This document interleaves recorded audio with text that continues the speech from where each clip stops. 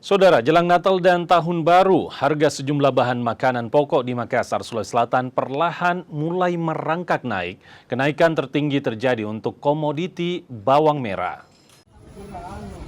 Kenaikan harga sejumlah komoditi terjadi sejak 2 pekan terakhir. Di pasar tradisional Pak Baeng-Baeng Makassar, kenaikan harga tertinggi terjadi pada bawang merah yang naik hingga 2 kali lipat. Saat ini harga bawang merah asal Kabupaten Nrekang sudah menembus harga Rp46.000 per kilogram. Selain bawang merah, bawang putih juga naik sekitar Rp5.000 per kilogram. Sementara minyak goreng, minyak kita kini dijual hingga Rp18.000 per liter.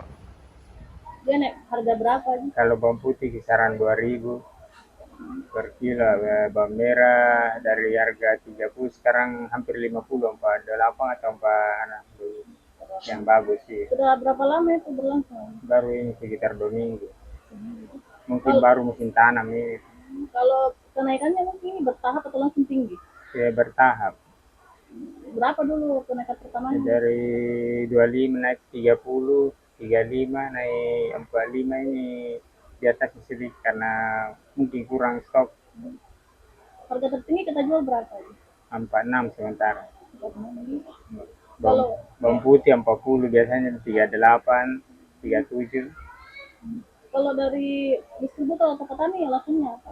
Itu mungkin banyak yang dikirim kah atau baru musim tanam kan ini.